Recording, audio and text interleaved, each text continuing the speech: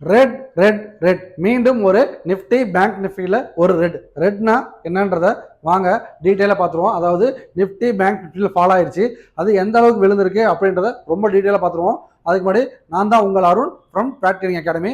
So வாங்க Nifty and bank நிஃப்டியை பார்த்துருவோம். ஸோ இப்போ நீங்கள் பார்த்துட்டு இருக்கிறது நிஃப்டி நான் கண்டினியூஸாக லாஸ்ட்டு 4 டேஸாக சொல்லிட்டு இருக்கேன்.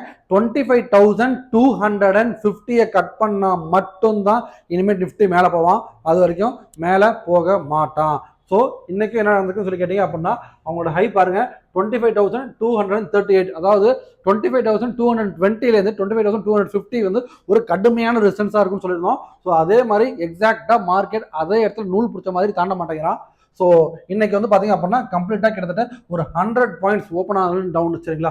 ஸோ நிஃப்டி சைட்வேஸாக தான் போயிட்டு இருக்கான். இது டவுனான்னு சொல்லி கேட்டீங்க அப்படின்னா நிஃப்டி டவுன் கிடையாது.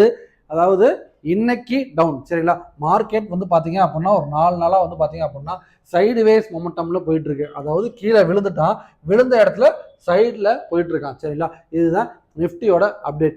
நாளைக்கு என்ன நடக்கலாம்னு சொல்லி கேட்டீங்க அப்படின்னா மீண்டும் இங்கே ஓப்பன் ஆகி திரும்ப மேலே போகலாம். இது பாசிபிள் நம்பர் 1. பாசிபிள் நம்பர் 2 என்னன்னு சொல்லி கேட்டீங்க அப்படின்னா, சப்போஸ் இந்த அடுத்த சப்போர்ட்டான 25,075 இந்த ரேஞ்ச், அதாவது 25,070 வச்சுக்கோங்க, இந்த 70 கட் பண்ணிட்டா மீண்டும் ஒரு பெரிய ஃபால் இருக்கு. இதுதான் நிஃப்டியோட அப்டேட், சரிங்களா? நெக்ஸ்ட் வாங்க பேங்க் நிஃப்டியும் பார்த்துருவோம். திரும்ப சொன்னோம், அந்த சேனலுக்குள்ள வந்துச்சு அப்படின்னா திரும்ப ஒரு பெரிய ஃபால் இருக்கும் அப்படின்னு சொல்லிட்டு இவங்க என்ன பண்ணிட்டான் பாருங்க, பேங்க் நிஃப்டி கீழே வந்துட்டான். இதுல ஒரு நல்ல விஷயம் என்னன்னு சொல்லி கேட்டீங்க அப்படின்னா, இன்னும் அடுத்த சப்போர்ட் லெவல் ஆன 56,650 இன்னும் கட் பண்ணல. இந்த 56,650 கட் பண்ணிட்டான் அப்படின்னா கண்டிப்பா ஒரு 900 பாயிண்ட்ஸ்லேருந்து 1000 பாயிண்ட்ஸ் பேங்க் நிஃப்டி கீழே வரதுக்கான பாசிபிலிட்டிஸ் நிறைய இருக்கு, சரிங்களா?